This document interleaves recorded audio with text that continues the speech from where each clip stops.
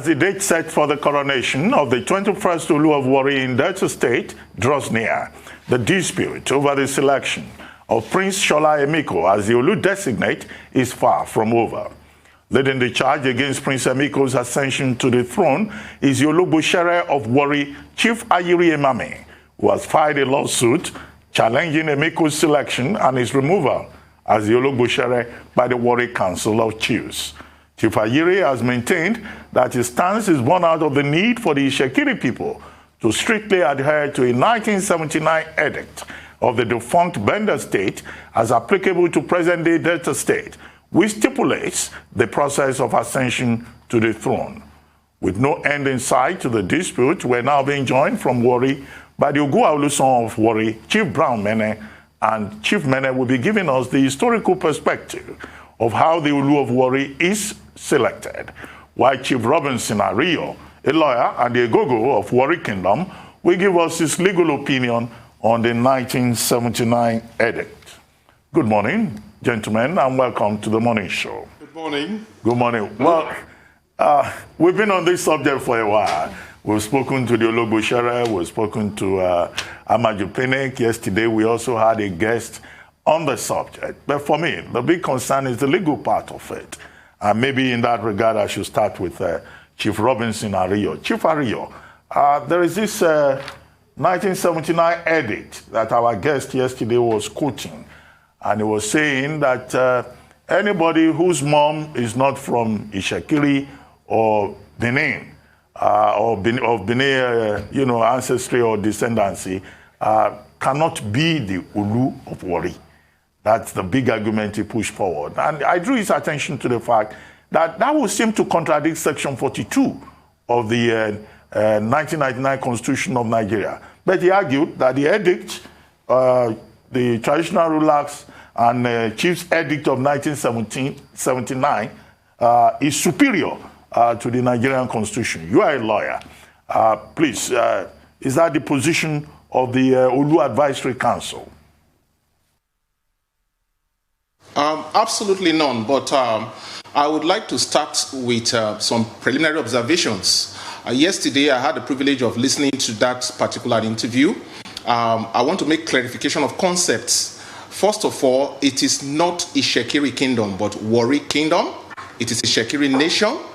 And very quickly, I also want to correct a widespread misconception about the two instruments we are talking about. One is an edict. The one that is being brandished is not an edict. It's not the edict itself. It's a declaration that was made pursuant to Section 8 of the edict. Now, it is important we get the distinction. Now, an edict is presumed to be an act of the legislature, but a declaration is an executive act.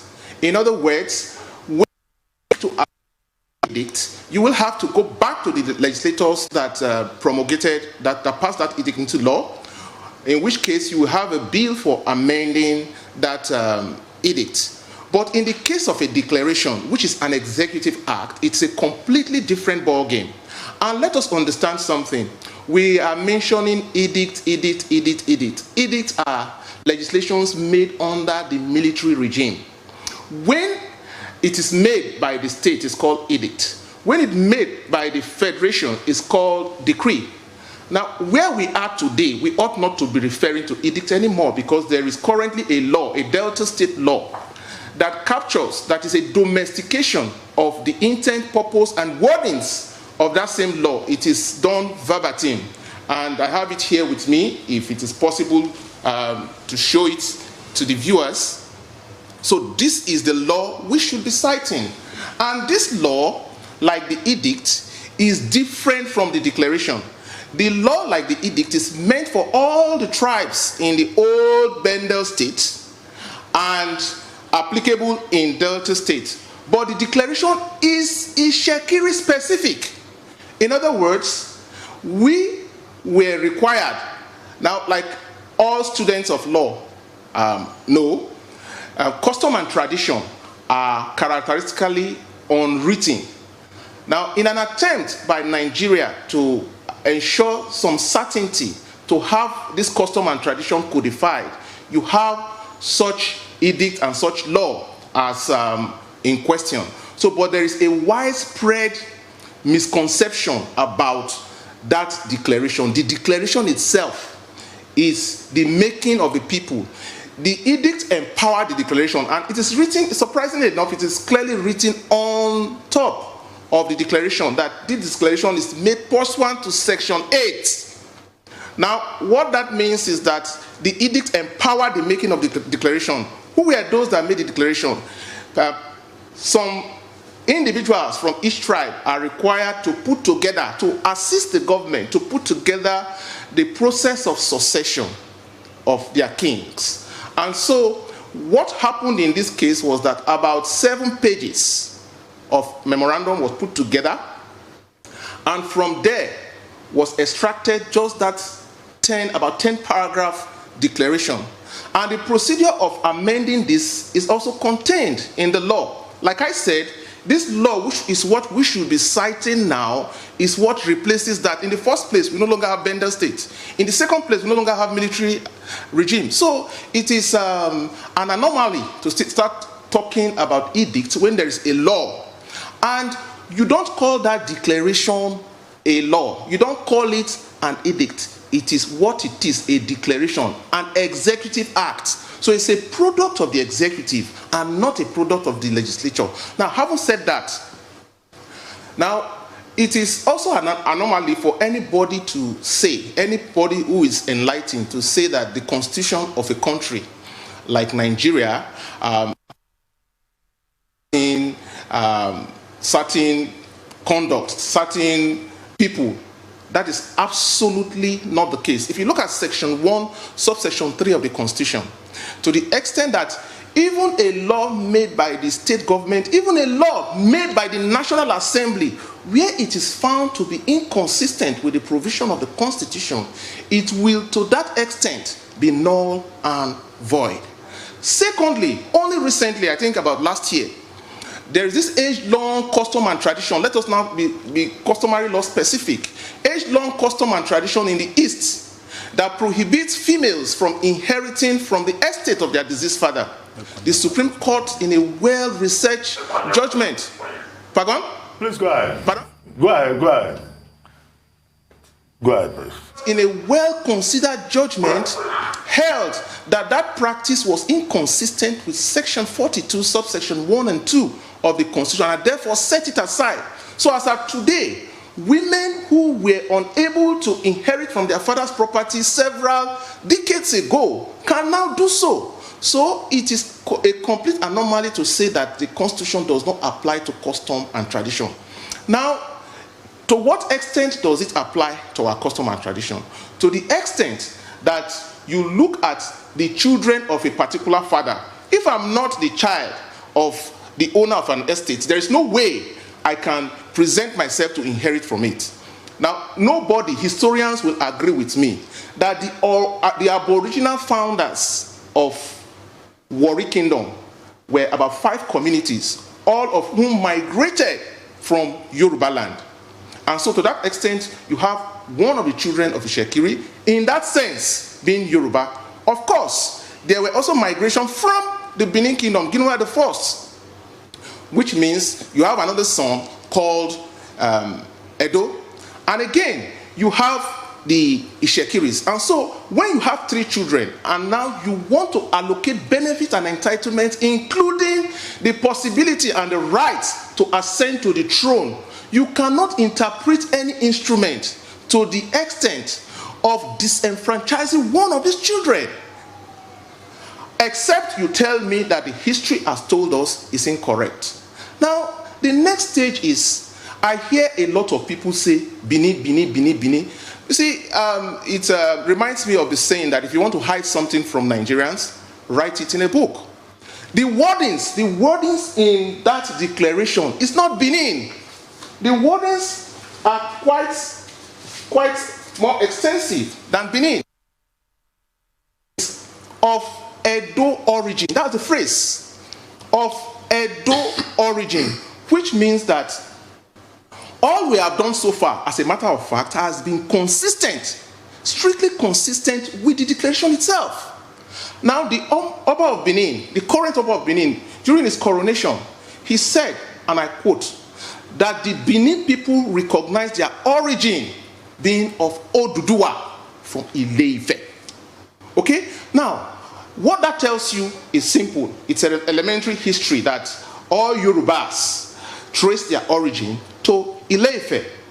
Therefore, if we go to the declaration clearly and read what is there and not import into it what is not there. For instance, I heard you on your program yesterday using the word Benin, and that is the misconception that many people have continued to use. It is of Edo origin. I read paragraph 4. It's clearly stated here. You know, the Chinese man will say the faintest ink is sharper than the sharpest memory. It says that to qualify, a candidate's mother must be an Itsekiri or of Edo origin, and his father must be Itsekiri. And so, let us carefully look at it. The Oba of Benin has already told us the origin of Edo. Okay? And now we have a situation where the gentleman, the Omoba, of course his father is a Itsekiri, no question about that. Then you now say, because you want to interpret this document to say because the mother is Yoruba and therefore he is disqualified. It does not come in by logic at all, because the phrase of Edo origin is far, far wider than just Benin. And so that is the thought a lot of people have not given to this. Now in 2015, when this issue arose, I was not very familiar with the Omoba then. But as a lawyer, I'm not supposed to litigation. I had expressed this position to a lot of my friends that the wordings here is of Edo origin. Let's stop replacing it with Benin. We are rewriting what is clearly written. So my interpretation of Edo origin is very clear. Look at the oral tradition.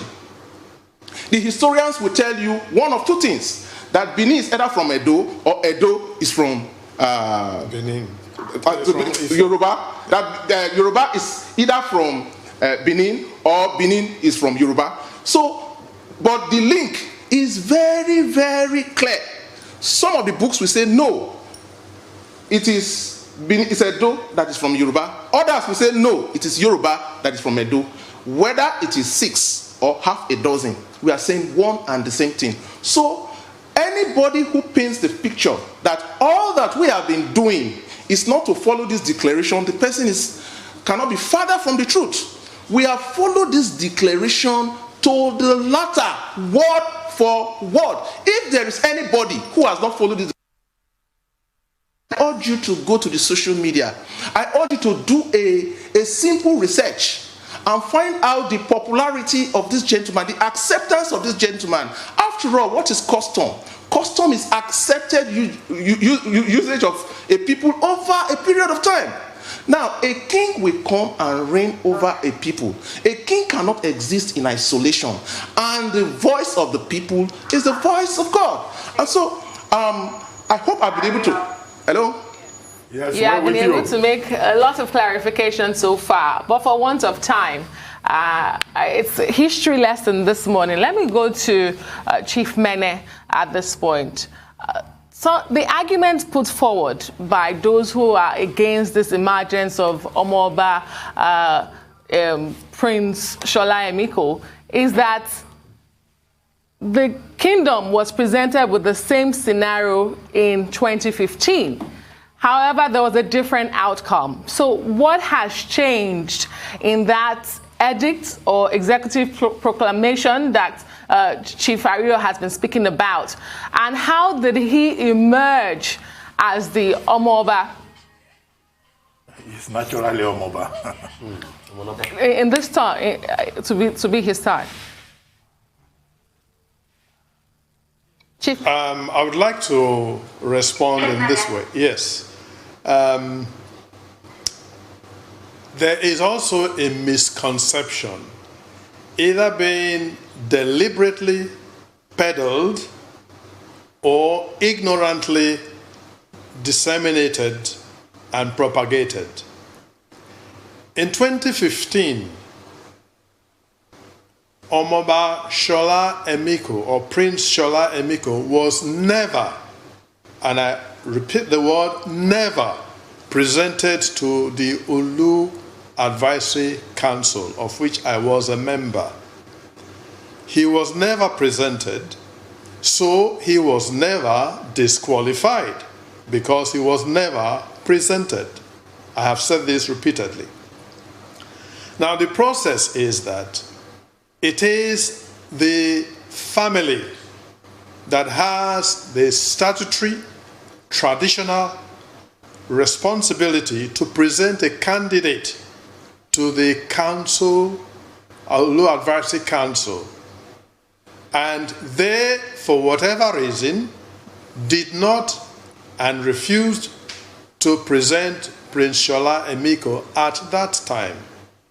And the Council of Chiefs had no responsibility, no duty, no obligation to jump into the affray, as it were, of the family and begin to ask, why should you present this and not that? That is not in the purview of the chiefs at all. So, in terms of what has changed, what has now changed is that this time around, the family has presented him.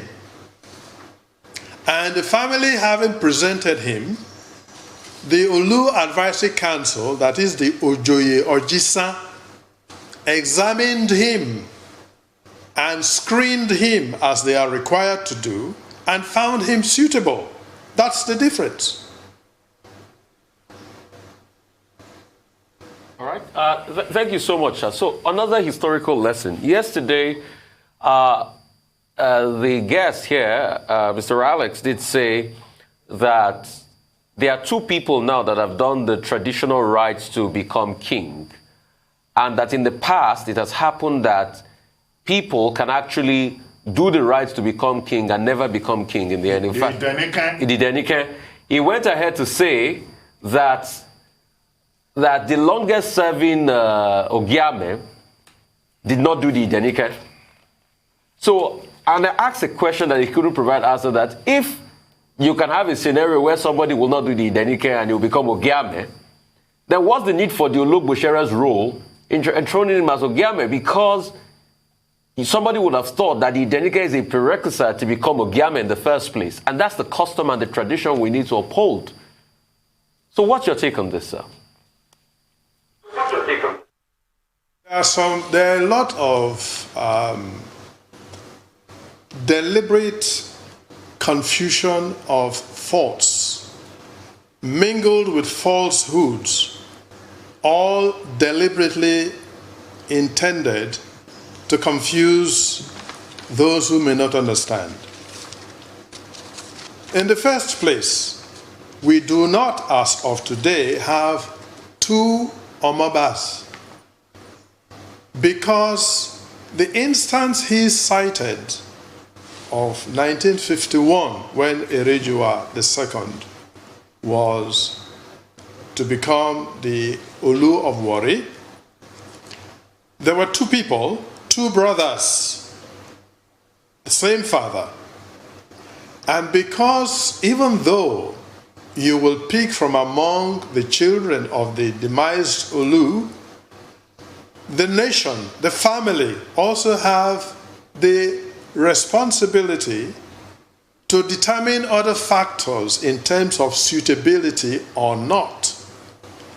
In the case of the 1951 issue, Ekpede, in the first place, he mentioned the wrong name then.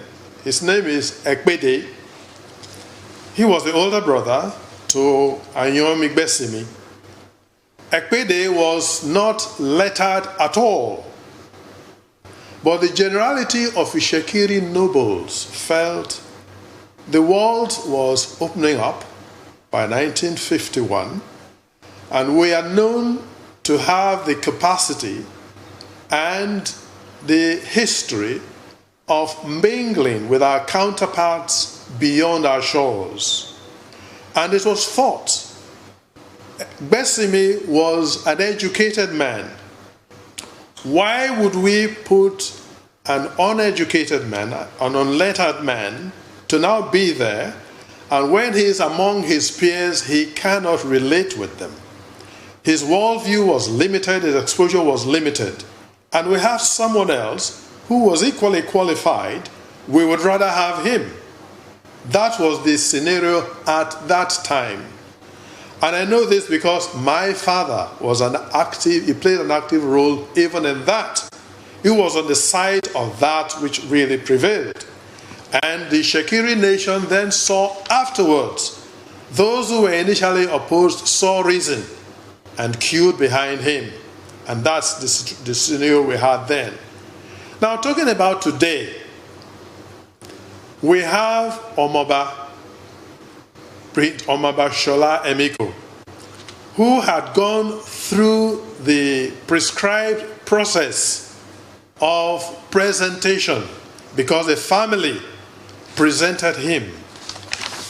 And the scenario that was painted yesterday, because I also watched it, was false in that you now have a situation where somebody was instigating other people to write who had no platform to put another candidate forward. That was part of what was done to confuse the situation. And Prince Tsola Emiko has gone through all the rites, having been presented by the family according to the requirement, and having gone through the screening by the Olu Advisory Council. And by the way, let me correct something also that was mistakenly and falsely presented yesterday. The screening that is to be done is not by an individual, not by a single chief in seclusion from others. The screening has to be done by the council, Olu Advisory Council, and that will be in the presence of the members of the Olu, the representatives of the family, as well as other nobles who will be there as observers. So it will be done in public. And the last aspect of the screening includes oracle. And that oracle is also done in such a way that you remove the need or the room for any manipulation, because it is known that sometimes it could be manipulated. So first, you have more than one oracle priest. The family will present theirs, the chiefs will present theirs, and others who may want to may also present theirs.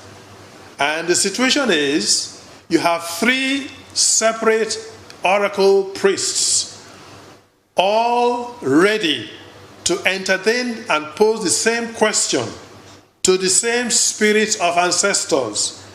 And it is most unlikely that all 3 will, in full view of all who are observing, say things that are contradictory. And therefore, that will preclude the possibility of there being a manipulation. This is what was done for Tsola Emiko. It was done in public, not in privacy. They should have told us, when was it that the man they have now put forward went through the oracles? And can they really, in all honesty, say that this man was not previously presented by the family and the oracle told them point blank that if they would take Oyowale would die within a short time?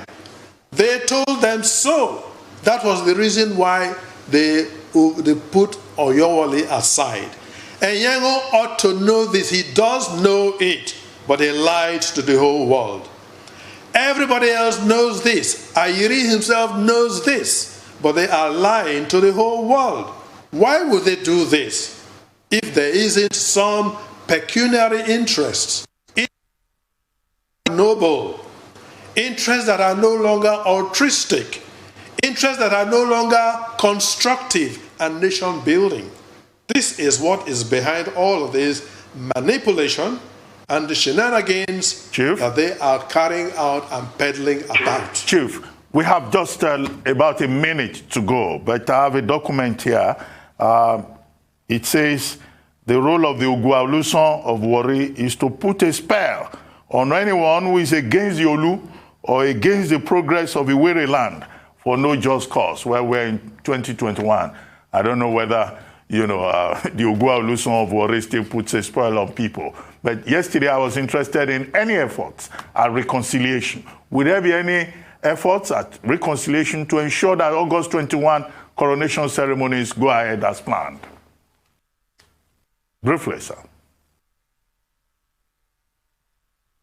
By the grace of God, the coronation of Omoba Prince Tsola Emiko as the 21st Olu of Warri on the 21st of August 2021 will happen. It will be done, and all the world will watch with pageantry, with rejoicing, as we find amongst our people now. I do not put spell on anyone. I don't do so. I'm a follower of Jesus Christ and a total Itsekiri person. I pray for people who are misled that they will see the light and step away from darkness. We are waiting on the side of light to receive as many as will cross over. As a matter of fact, there are several who are already doing so.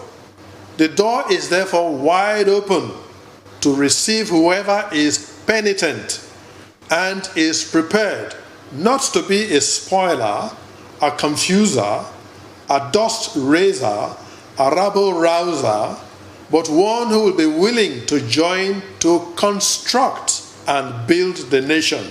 That's what we stand for, and that's where we're going. And by the grace of God, we will get there. Just a quick correction, Chief Ariyo. Those watching from Benin have been sending in messages about what you said.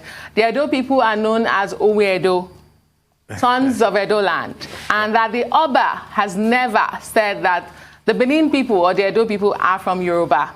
Well, that's from Adesua, who happens to be also from the Edo Kingdom, right? Yes. From the Ora side of it. But thank you very much, Chief Mene and Chief Ariyo, for joining us this morning on The Morning Show. Thank you very much indeed.